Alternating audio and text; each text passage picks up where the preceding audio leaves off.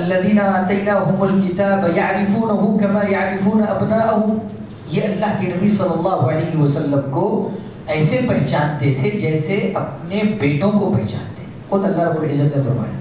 یعنی اللہ تعالیٰ اللہ کے نبی صلی اللہ علیہ وسلم پہ ان کو ایمان لانا چاہیے تھا، اس لیے کہ وہ رسول بنا کر بھیجے گئے.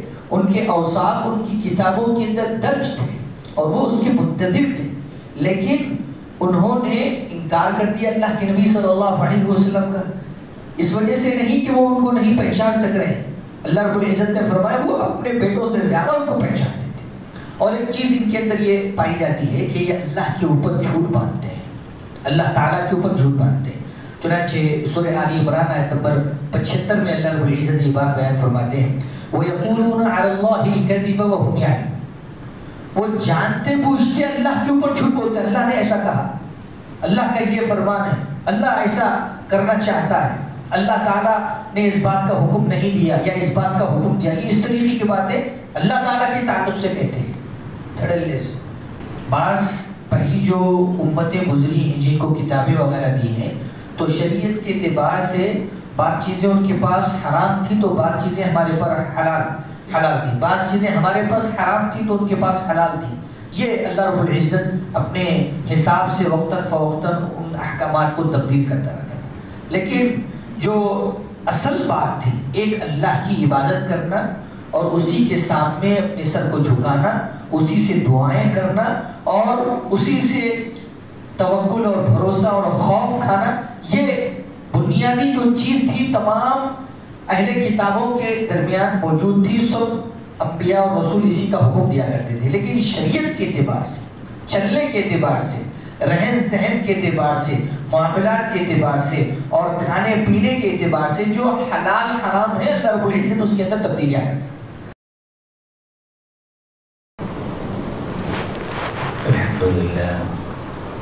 الحمدللہ نحمده ونستعینه ونستغفره ونعوذ باللہ من شرور انفسنا ومن سیئات اعمالنا من يهده الله فلا مضل له ومن يضلل فلا هادي له واشهد ان لا اله الا الله وحده لا شريك له واشهد ان محمدا عبده ورسوله اما بعد فإن خير الحديث كتاب الله وخير الهدي هدي محمد صلى الله عليه وسلم وشر الأمور محدثاتها وكل محدثة بدعة وكل بدعة ضلالة وفي رواية كل ضلالة في النار.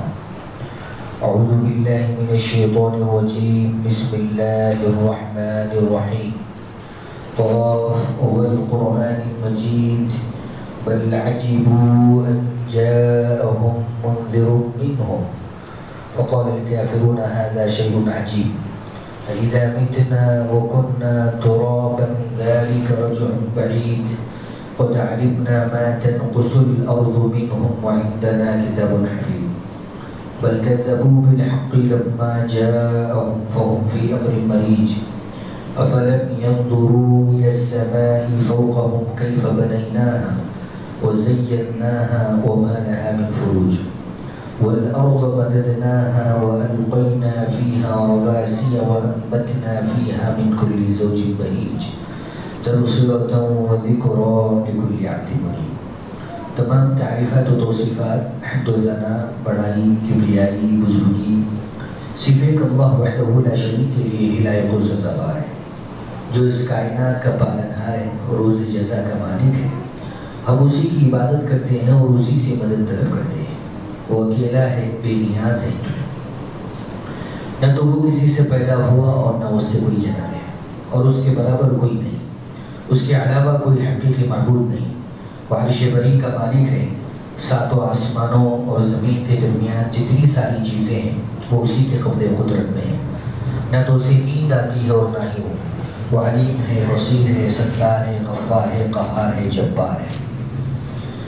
اور بے شمار درود و سلام نازل ہوں پیارے حبیب محمد مصطفیٰ صلی اللہ علیہ وسلم پر، جن کے ذریعے سے ہم تک یہ دین اسلام پہنچا. محترم حاضرین جمعہ اور اسلامی ماں بہنوں، پچھلے خطبہ جمعہ میں یہودیوں کی صفات اور ان کے عقائد کے عنوان سے ایک موضوع آپ کے سامنے قرآن و حدیث کی روشنی میں رکھا گیا. اس کی اگلی کڑی انشاءاللہ اس جمعہ میں آپ کے سامنے رکھنے کی کوشش کی جائے گی. یہودی جیسا کہ ہمیں یہ بات معلوم ہے کہ یہ ایک پرانی اور قدیم قوم ہے. اللہ رب العزت نے کسی زمانے میں اس کو عالم پر برتری عطا فرمائی تھی اور فضیلت دی تھی، لیکن اس نے اس کا خیال نہیں کیا اور اللہ رب العزت کی نافرمانیاں اور اس کے رسولوں کی نافرمانیاں اور اس کے جو حدود ہیں ان کو پھاڑنا، ان کو توڑنا، اور اسی طریقے سے ایسے بہت ساری جو غلط کاریاں ہیں اس نے انجام دی، جس کی وجہ سے وہ ذلیل و خوار ہوا یہ قوم، اور اللہ رب العزت نے قیامت تک ان کے اوپر لعنت فرمائی ہے. آئیے دیکھتے ہیں بعض اور وہ نشانیاں جو ان کے اندر پائی جاتی ہیں وہ کیا ہیں. ان میں سے ایک ہے دلوں کا سخت ہو جانا. اللہ تعالیٰ نے قرآن مجید کے اندر سورہ بقرہ آیت نمبر 74 میں یہ بات بیان فرمائی، ثم قست قلوبکم من بعد ذلک، پھر اس کے بعد تمہارے دل سخت ہو گئے. اور پھر اللہ تعالیٰ نے مثال دی کہ سختی کیسی، کالحجارہ، پتھر جیسی سختی. پتھر انتہائی سخت ہوتا ہے. فرمایا او اشد قسوہ، بلکہ اس سے زیادہ کہیں تمہارے دل سخت ہو گئے ہیں، پتھر دل ہو گئے ہیں تمہارے دل. تو یہ ان کا معاملہ ہے کہ وہ کسی کے اوپر رحم نہیں کھاتے. چنانچہ ان کی کتابوں میں اور ان کے بڑے لوگوں نے یہ بات بیان کی ہے کہ جو ان کا دشمن ہے ان کے اوپر ذرہ برابر رحم نہ کھایا جائے، یہی عدل و انصاف ہے. اور باقاعدہ اس چیز کو وہ نبھاتے ہیں. اور ایک چیز ان کے اندر ہے جھوٹ کا سہارا لینا، جھوٹ بولنا. اللہ تعالیٰ نے قرآن مجید کے اندر یہ بات بیان فرمائی ہے کہ یہ جھوٹ کے خوگر ہوتے ہیں، جھوٹ کو سنتے ہیں اور جھوٹ کو پھیلاتے ہیں اور جھوٹ بولتے ہیں. سماعون للکذب، سورہ مائدہ آیت نمبر 42 میں. اور نفاق بطور خاص اس کے اندر پایا جاتا ہے. سامنے بولتے ہیں، پیچھے کرتے ہیں. سورہ بقرہ آیت نمبر 76 میں اللہ رب العزت نے ان کے تعلق سے فرمایا وَإِذَا لَقُوا الَّذِينَ آمَنُوا قَالُوا آمَنَّا وَإِذَا خَلَا بَعْضُهُمْ إِلَى بَعْضٍ قَالُوا أَتُحَدِّثُونَهُمْ بِمَا فَتَحَ اللَّهُ عَلَيْكُمْ لِيُحَاجُّوكُمْ بِهِ عِندَ رَبِّكُمْ أَفَلَا تَعْقِلُونَ. اللہ رب العزت نے فرمایا کہ جب یہ مومنوں سے ملاقات کرتے ہیں تو کہتے ہیں کہ ہم ایمان لے آئے، اور جب اپنے ساتھیوں سے ملاقات کرتے ہیں تو کہتے ہیں کہ ایسے ہی ہم ان سے گفتگو کر رہے تھے، ورنہ ہم تو تمہارے بھائی ہیں اور تم جانتے ہو. یہ اس طریقے کا ان کا رویہ ہوتا ہے کہ ان کے اندر نفاق بھی پایا جاتا ہے، اور وہ نفاق سے بہت کام لیا کرتے ہیں، سامنے ایک اور پیچھے ایک کرنا. اور ایک چیز ان کے اندر جو پائی جاتی ہے اللہ رب العزت نے اس کے تعلق سے فرمایا وہ ہے جدال، جھگڑا. چنانچہ سورہ بقرہ آیت نمبر 70 ہی میں اللہ رب العزت نے یہ بات بیان فرمائی ہے کہ کیسے ایک آدمی قتل ہوا اور لوگوں کو بڑی تشویش ہوئی کہ آخر کس نے قتل کیا. معاملہ ہر طرف پھیل گیا. موسیٰ علیہ السلام کے پاس پہنچا. موسیٰ علیہ السلام نے اللہ تعالیٰ سے دعا کی تو اللہ تعالیٰ نے ایک راستہ بتلایا کہ ایک گائے کو ذبح کیا جائے اور اس کے گوشت کا لوتھڑا لے کر اس کے اوپر مارا جائے. وہ زندہ ہوگا اللہ کے اذن سے اور بتا دے گا کہ اس کا قاتل کون ہے. بس اتنی سی بات تھی. لیکن یہ جھگڑالو قوم وہ کس طریقے سے اپنے نبی سے تکرار کرتی ہے، کیسی کیسی چیزیں اس کے اندر یعنی مانگتی ہے، اور ایک معمولی چھوٹی سی چیز کو بڑا بنا کر اپنے لیے ہی مشکلیں پیدا کر لیتے. چنانچہ اللہ رب العزت نے فرمایا قالوا ادع لنا ربك يبين لنا ما هي ان البقرة تشابه علينا. اور اگر گائے کو وہ کسی بھی گائے کو ذبح کرتے تھے تو معاملہ ختم ہو جاتا. اور لوگوں نے پوچھا کہ گائے کیسی ہونی چاہیے، اس کا رنگ کیسا ہونا چاہیے، اور وہ جوان ہو کہ ادھیڑ عمر کی ہو کہ بوڑھی ہو، وہ کیسی ہو، ہل جوتنے والی ہو یا نہ ہو، اتنے سارے سوالات ان لوگوں نے کر دیے. تو اللہ رب العزت نے پھر ان کو ویسے ہی ان کا جواب دیا. آخر میں جب تھک ہار گئے تو کہنے لگے قالوا ادع لنا ربک، اے موسیٰ علیہ السلام آپ اپنے رب سے دعا کیجئے کہ وہ ہمیں بتلا دے کہ کون سی گائے ہم ذبح کریں، کیونکہ بہت ساری گائیں ہیں جو ہم مشکل میں پڑ گئے ہیں، صحیح پہچان نہیں سک رہے. تو یہ معاملہ ہے. اللہ رب العزت نے ایک دوسرے مقام پہ ان کے جھگڑوں کے تعلق سے بیان فرمایا کہ کیسے وہ مجادلہ کرتے تھے. سورہ بقرہ آیت نمبر 247 میں وَقَالَ لَهُمْ نَبِيُّهُمْ إِنَّ اللَّهَ قَدْ بَعَثَ لَكُمْ طَالُوتَ مَلِكًا قَالُوا أَنَّىٰ يَكُونُ لَهُ الْمُلْكُ عَلَيْنَا وَنَحْنُ أَحَقُّ بِالْمُلْكِ مِنْهُ. طالوت اللہ تعالیٰ نے ان کو بادشاہ مقرر فرمایا. تو جب ان سے کہا گیا کہ اللہ تعالیٰ تمہارے نبی کہتے ہیں کہ اللہ تعالیٰ نے طالوت کو تم پر بادشاہ بنایا، یہ کہنے لگے کہ بھائی ان کو بادشاہ کیسے بنا رہے آپ، ہم زیادہ حقدار ہیں بادشاہت کے، یہ تو فقیر ہیں، محتاج ہیں، ان کے پاس پیسہ بھی نہیں ہے، وہ ہم پر حکومت کیسے کریں گے، ہم مالدار ہیں، ہمیں حکومت ملنی چاہیے. اس کے اوپر جھگڑے ہو گئے، جھگڑے شروع ہو گئے. تو ہر بات میں اس طریقے سے ان کا معاملہ جدال کا ہوا کرتا تھا، اور یہ ان کی عادت ہے. اور ایک صفت اللہ تعالیٰ نے قرآن مجید کے اندر سورہ بقرہ آیت نمبر 146 میں بیان فرمائی کہ یہ حق کو چھپانے سے کام لیتے ہیں. چنانچہ اللہ رب العزت نے فرمایا وَلَا تَلْبِسُوا الْحَقَّ بِالْبَاطِلِ وَتَكْتُمُوا الْحَقَّ وَأَنْتُمْ تَعْلَمُونَ. فرمایا کہ تم باطل میں حق کو گٹ پٹ نہ کرو، حق کو باطل کے ساتھ گٹ پٹ نہ کرو کہ حق کیا ہے اور باطل کیا ہے لوگ پہچان نہ سکیں.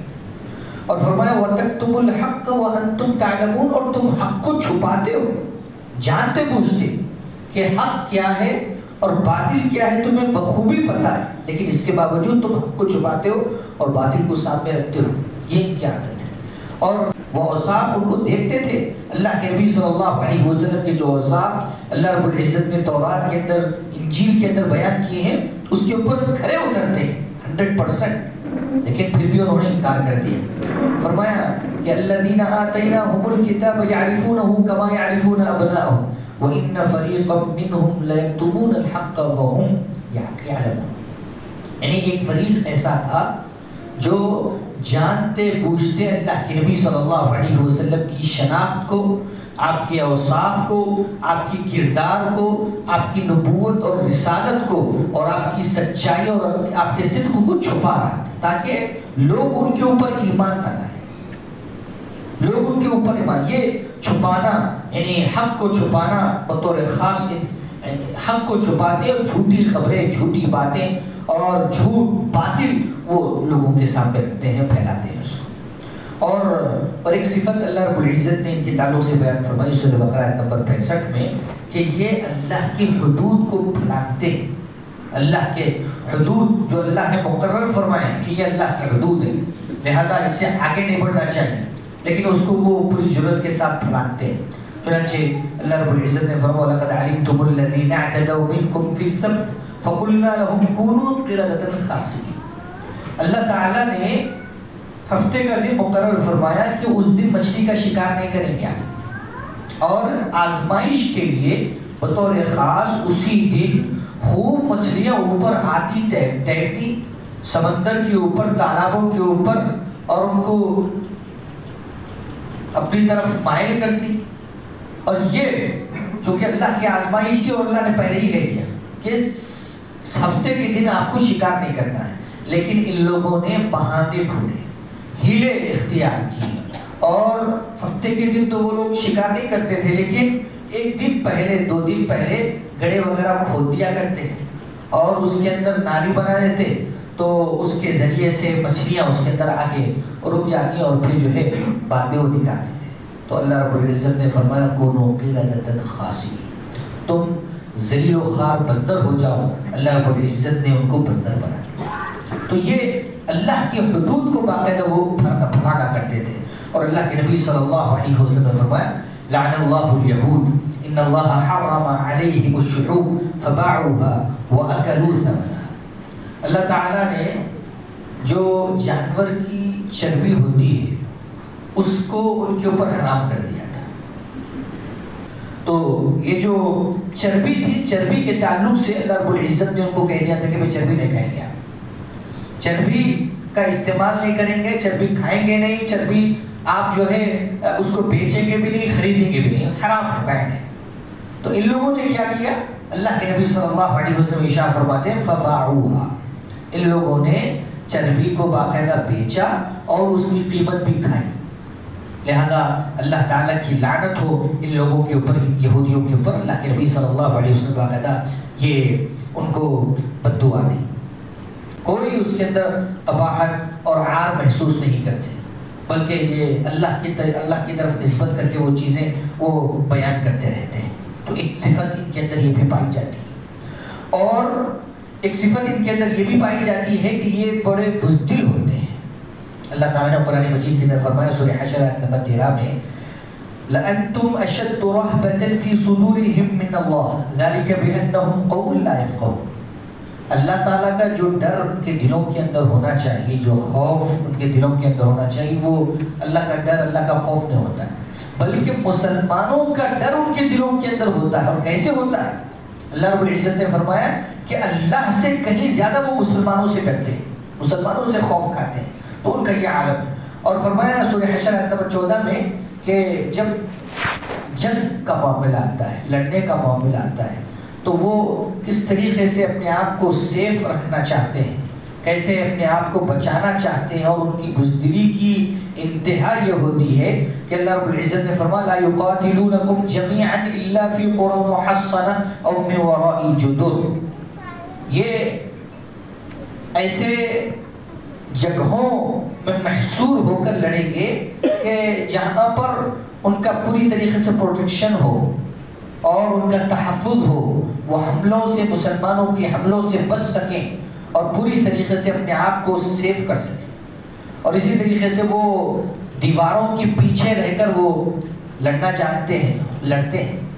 تو اللہ رب العزت نے ان کی بزدلی کے تعلق سے بھی یہ بات بیان فرمائی کہ وہ سامنے آ کر نہتے لڑنے کی طاقت نہیں رکھتے ہیں. پوری طریقے سے اپنے آپ کو جب کور کر لیں تب وہ میدان میں اترتے ہیں اور لڑنے کی کوشش کرتے ہیں. ان کا یہ عالم ہوتا ہے.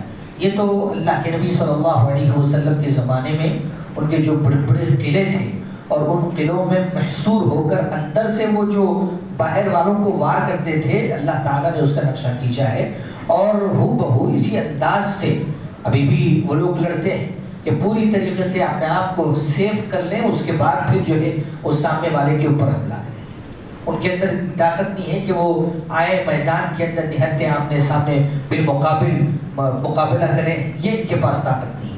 اور ایک چیز اللہ تعالیٰ نے ان کے تعلق سے فرمائی کہ ان کے اندر جادوگری بہت پائی جاتی ہے. یہ جادو سیکھتے ہیں، سکھاتے ہیں اور لوگوں کے اوپر جادو بھی کرتے ہیں. چنانچہ سورہ بقرہ آیت نمبر 102 میں فرمایا وَاتَّبَعُوا مَا تَتْلُو الشَّيَاطِينُ عَلَى مُلْكِ سُلَيْمَانَ وَمَا كَفَرَ سُلَيْمَانُ وَلَكِنَّ الشَّيَاطِينَ كَفَرُوا يُعَلِّمُونَ النَّاسَ السِّحْرَ. ان لوگوں نے شیاطین سے جادو سیکھا اور اسی طریقے سے یہ شیاطین ان لوگوں کو کفر کراتے تھے. اور ظاہر سی بات ہے جادو کے اندر کیا ہوتا ہے؟ جادو کے اندر اللہ رب العزت کو، ان کے رسولوں کو، اس کی مقدس کتابوں کو گالیاں دی جاتی ہیں، پیروں تلے نعوذ باللہ روتا جاتا ہے اور طرح طرح کے حرام کام کیے جاتے ہیں. تو یہ سارا کفر کا بلندہ ہے. اور جب آدمی اس کے اندر یعنی جادوگری میں پھنس جاتا ہے تو وہ کافر ہو جاتا ہے. اور اسی وجہ سے بڑی خطرناک سزا ہے کافروں کی، جادوگروں کے لیے. اور پھر ان کے اندر بخل بھی پایا جاتا ہے، حتی یہ بخیل ہوتے ہیں. چنانچہ اللہ رب العزت نے فرمایا یا ایھا الذین آمنوا ان کثیر من الاحبار والرهبان یاکلون اموال الناس بالباطل. یہ جو یہودی ہیں، نصرانی ہیں، یہ لوگ لوگوں کے اموال کو باطل طریقے سے کھاتے ہیں. وَيَصُدُّونَ عَنْ سَبِيلِ اللَّهِ، اور اللہ کے راستے سے روکتے ہیں. وَالَّذِينَ يَكْنِزُونَ الذَّهَبَ وَالْفِضَّةَ وَلَا يُنْفِقُونَهَا فِي سَبِيلِ اللَّهِ، اور اگر یہ سونا چاندی اپنے پاس اکٹھا کریں تو اللہ تعالیٰ کے راستے میں ذرہ برابر خرچ نہ کریں. فَبَشِّرْهُمْ بِعَذَابٍ أَلِيمٍ، ان کے لیے دردناک عذاب کی خوشخبری سنا دیجیے. تو یہ ان کے اندر یعنی بخل اور شح حد درجے بخیلی ان کے اندر پائی جاتی ہے، وہ ذرہ برابر اللہ رب العزت کے ساتھ یعنی راستے میں خرچ کرنا گوارا نہیں کرتے۔ دوسری چیز ان کے اندر دنیا کی محبت بھی ہے، جیسے کہ پچھلے خطبہ جمعہ میں اشارتاً میں نے آپ کے سامنے یہ بات رکھی تھی کہ ان کے دل کے اندر یہ تمنا ہوتی ہے کہ وہ ہزار سال اس دنیا کے اندر جیے۔ چنانچہ اللہ تعالیٰ نے سورہ بقرہ نمبر 96 میں یہ بات بیان فرمائی، وَلَتَجِدَنَّهُمْ أَحْرَصَ النَّاسِ عَلَىٰ حَيَاةٍ وَمِنَ الَّذِينَ أَشْرَكُوا يَوَدُّ أَحَدُهُمْ لَوْ يُعَمَّرُ أَلْفَ سَنَةٍ۔ اللہ رب العزت ارشاد فرماتے ہیں کہ آپ لوگوں میں سب سے زیادہ حریص ان لوگوں کو پائیں گے زندگی جینے کے تعلق سے۔ سب سے زیادہ حریص کن لوگوں کو پائیں گے؟ یہی یہ یہودیوں اور اسی طریقے سے مشرکین کو پائیں گے۔ ان میں سے ہر ایک آدمی، ان میں سے ایک آدمی یہ تمنا کرتا ہے لو یعمر الف سنہ، اسے 1000 سال اس دنیا کے اندر جینے کا موقع دیا جائے، وہ یہاں پر جیتا تو کیا ہی اچھا ہوتا۔ تو یہ ان کے اندر یعنی تمنا ہوتی ہے، اور دنیا سے یہ لگاؤ ہوتا ہے، یہ محبت ہوتی ہے، اور اس طریقے سے وہ اپنی زندگی گزارتے ہیں۔ اللہ رب العزت نے ان کے دلی کیفیت کے تعلق سے بھی باخبر کیا۔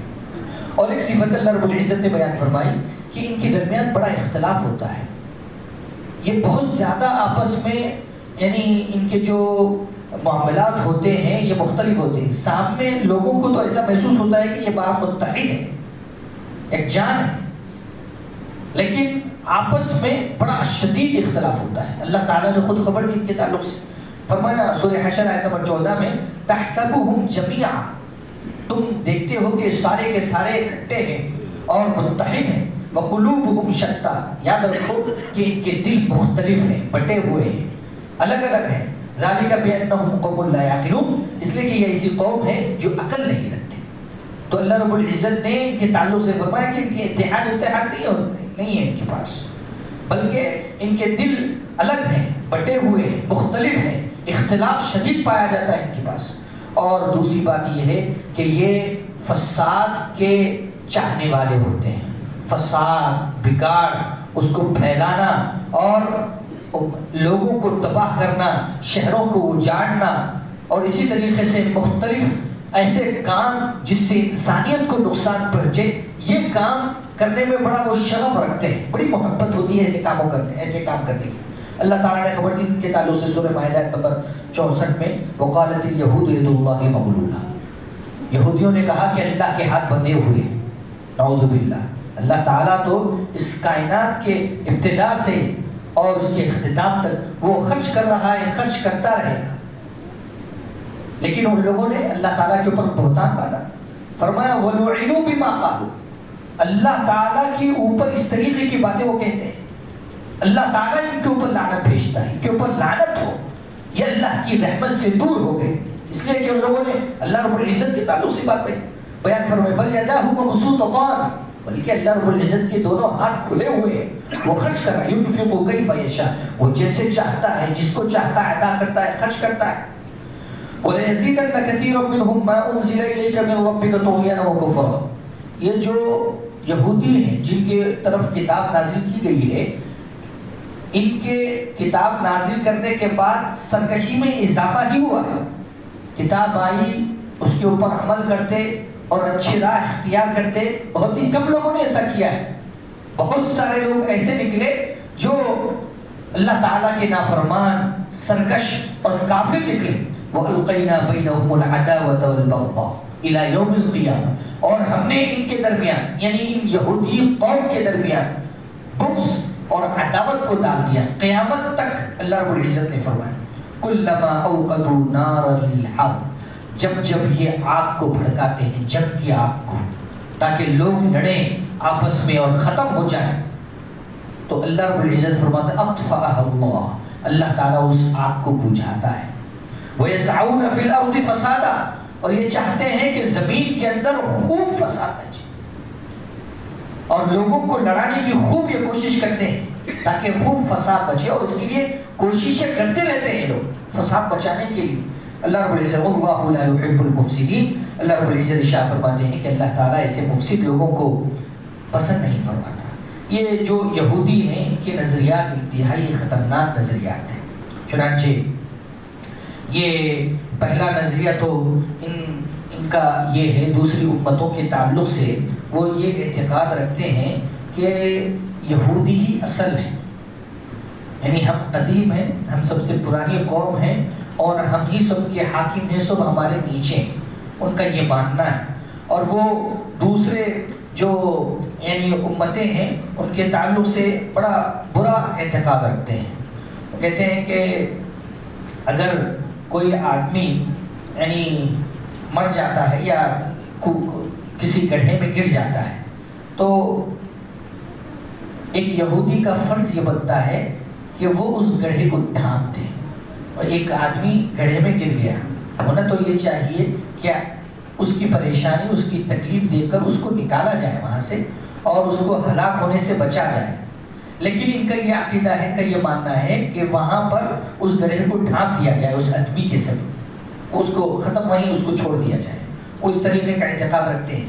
اور اسی طریقے سے یہ بھی عقیدہ رکھتے ہیں کہ ہمارے علاوہ دوسرے بطور خاص مسلمان، چاہے ان کا مال، عزت، آبرو، کوئی بھی چیز ان کے لیے رکاوٹ نہیں، ہر چیز ان کی حلال ہے، وہ جیسے چاہے اس کو استعمال کریں۔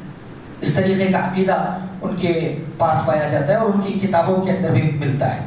اور جہاں تک رہی بات ارض فلسطین کی، تو ان کا یہ اعتقاد ہے کہ وہ عنقریب اس جگہ پر آئیں گے، فلسطین کی جگہ پر آئیں گے، اور پھر وہاں سے تطہیر کا کام شروع ہوگا۔ تطہیر مطلب یہ ہے کہ جتنے بھی ان کے حساب سے جو مشرک لوگ ہیں اور اسی طریقے سے جو بت پرست لوگ ہیں، یعنی اپنے علاوہ ساروں کو وہ یہ مانتے ہیں کہ سب مشرک ہیں اور سب بت پرست ہیں، تو ان کی وہ تطہیر کریں گے، ان کو پاک کریں گے، ان کو ختم کریں گے، ان کو صاف کر دیں گے، چاہے وہ کوئی بھی ہو، کدھر بھی ہو۔ تو یہ ان کا ایک اعتقاد ہے کہ فلسطین کی جگہ پر آئیں گے، اس کو قبضہ کریں گے اور وہاں سے پھر تطہیر کا کام شروع ہوگا۔ اور اسی طریقے سے وہ کہتے ہیں کہ مسیح علیہ السلام یہ جادوگر ہیں، نعوذ باللہ، مجنون ہیں، پاگل ہیں، اور وہ کافر تھے، اللہ تعالیٰ کو نہیں پہچانتے تھے۔ اس طریقے کی واہیات باتیں ان کی محرف کتابوں کے اندر باقاعدہ موجود ہیں، اور اس کا ثبوت بھی باقاعدہ ملتا ہے کہ ان لوگوں نے ابھی حال ہی میں جو حملے کیے ہیں شفا خانے پر، دواخانوں پر، وہاں پر ان لوگوں نے حملہ کیا، جو خود زیر علاج تھے، جہاں پر چھوٹے چھوٹے بچے تھے، زخمی لوگ تھے، بوڑھے عورتیں وغیرہ وہاں پر تھیں، لیکن وہاں پر ان لوگوں نے حملہ کر کے ان کو ہلاک کر دیا۔ تو وہی عقیدہ کار فرما ہے جو ان کے دل و دماغ کے اندر نسل در نسل ان کو سنایا اور پلایا جا رہا ہے کہ اگر کوئی ہمارے مد مقابل آئے تو اس کو ختم کر دیا جائے، کوئی اگر گڑھے میں ہے تو اس گڑھے کو بانٹ دیا جائے، مگر ان کے اوپر رحم نہ کیا جائے۔ تو اس طریقے کی چیزیں عقائد ان کے پاس پائی جاتی ہیں، اور اسی وجہ سے یہ اللہ تعالیٰ کے لعنت کے مستحق ٹھہرے، اور قیامت تک یہ تنہا کبھی نہیں رہ سکتے ہیں، تنہا کبھی بھی مسلمانوں کے مقابل نہیں آ سکتے ہیں، اللہ یہ کہ کسی کا وہ سہارا لے لیں تبھی وہ کچھ کر سکتے ہیں، ورنہ کچھ بھی کرنے کے وہ قابل نہیں ہیں۔ تو اللہ تعالیٰ نے ان کو یہ ایک مجبوری کہہ لیجئے کہ وہ کبھی اسٹینڈ نہیں ہو سکتے جب تک کہ وہ اپنی بیساکھی نہ لے لیں۔ لیکن زمانہ آئے گا، اللہ کے نبی صلی اللہ علیہ وسلم نے فرمایا کہ جب ان یہودیوں سے مسلمانوں کا مقابلہ ہوگا اور جب چن چن کر مسلمان ان کو ماریں گے، حتیٰ کہ جب یہ چھپیں گے پتھروں کے پیچھے، درختوں کے پیچھے، تو یہ پتھر یہ درخت کہیں گے کہ اے مسلمان آپ میرے پیچھے یہودی چھپا ہوا اس کو مار۔ اور یہ پیشن گوئی برابر انشاءاللہ آگے یعنی مکمل ہوگی جب اللہ تعالیٰ چاہے۔ یہ آزمائشیں ہیں، اللہ رب العزت نے یہاں پر یعنی ارض فلسطین میں مسلمانوں کے اوپر یہ چیز آئی، ایک آفت۔ اللہ تعالیٰ سے ہماری دعا ہے کہ اللہ تعالیٰ مسلمانوں کی حفاظت فرمائے، وہ جہاں کہیں پہ بھی ہو اللہ تعالیٰ ان کو تحفظ دے اور ان کو محفوظ کرے، اور جو اس جنگ کے اندر قتل ہوئے ہیں اللہ تعالیٰ ان کو شہادت کا مرتبہ نصیب فرمائے۔ اللہ رب العزت ان دشمنان اسلام کی ہاتھ توڑ دے اور ان کے گھروں کو نیست و نابود کر دے اور ان کے دلوں کو بزدل بنا دے، اور جس طریقے سے وہ آئے ہیں اللہ رب العزت الٹے پاؤں وہ بھاگ کھڑے ہوں۔ آمین وآخر دعوانا الحمدللہ رب العالمین۔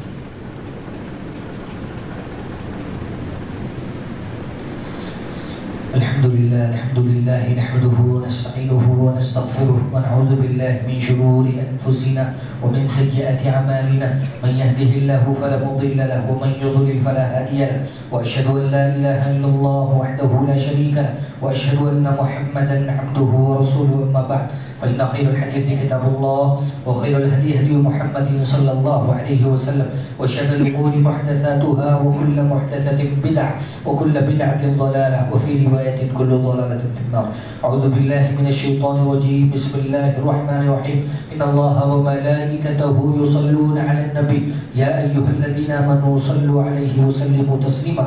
اللهم صل على محمد وعلى آل محمد كما صليت على إبراهيم وعلى آل إبراهيم إنك حميد مجيد. اللهم بارك على محمد وعلى آل محمد كما باركت على إبراهيم وعلى آل إبراهيم إنك حميد مجيد.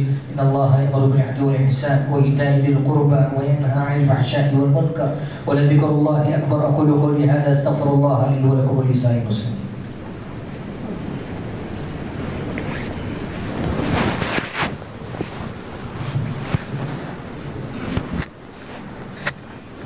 الله أكبر الله أكبر.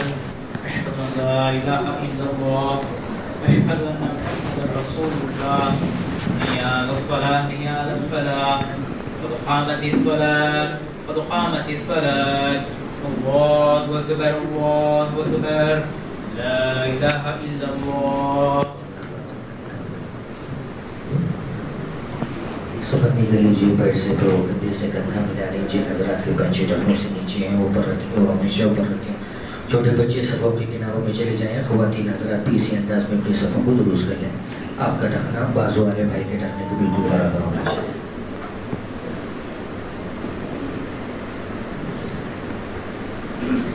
اللہ اکبر.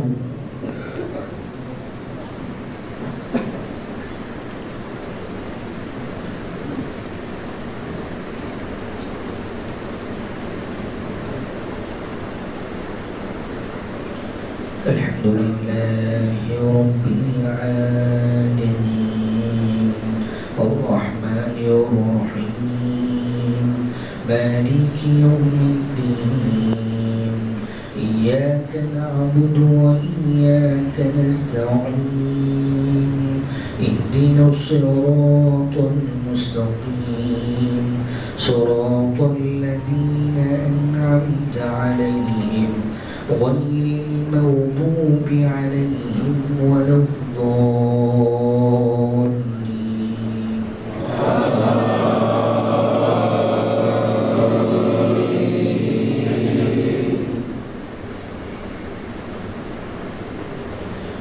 سبح اسم ربك الأعلى الذي خلق فسوى والذي قدر فهدى والذي أخرج المرعى فجعله غثاء نحوا.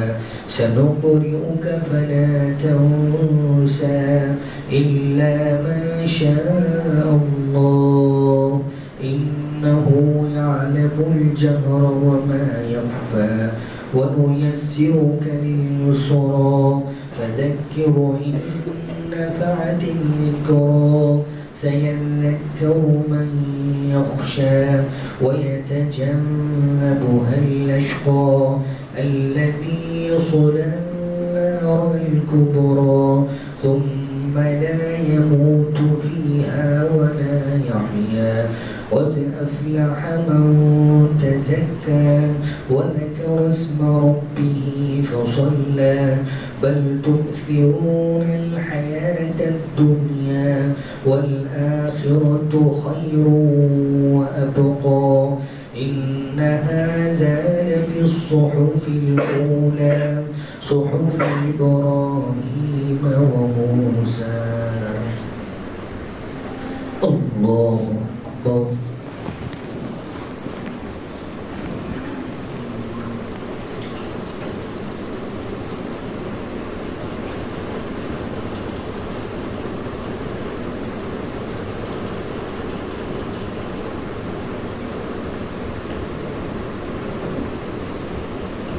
سمع الله لمن حمده ربنا لك الحمد حمدا كثيرا طيبا مباركا.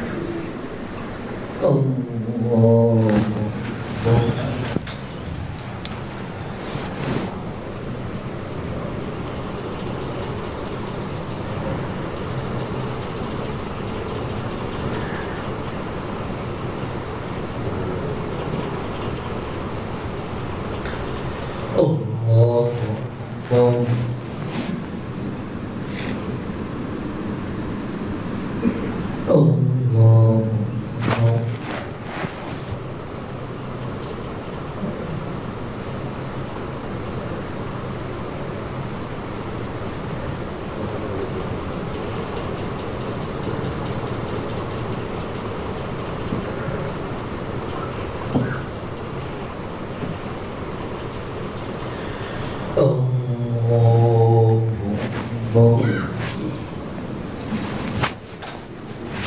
الحمد لله رب العالمين الرحمن الرحيم مالك يوم الدين إياك نعبد وإياك نستعين اهدنا الصراط المستقيم صراط الذين أنعمت عليهم غير المغضوب عليهم ولا الضالين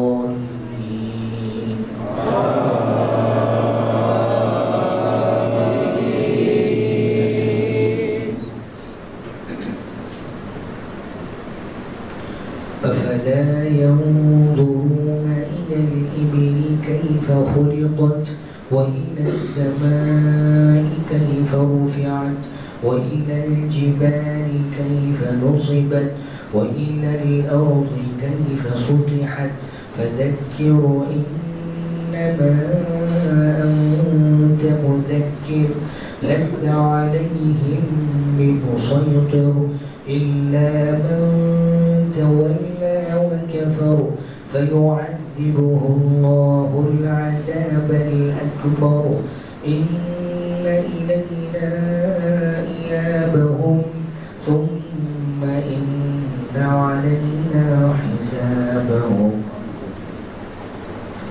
الله أكبر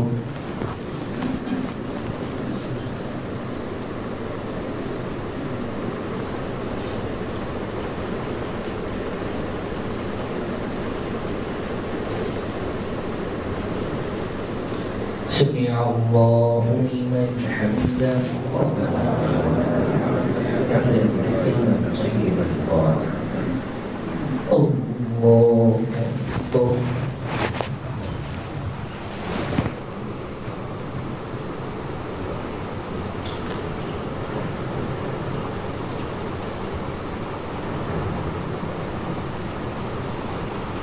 الله أكبر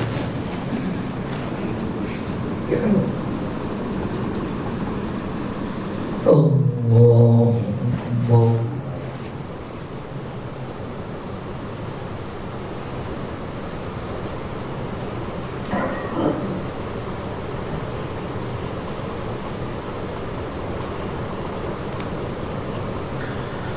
الله أكبر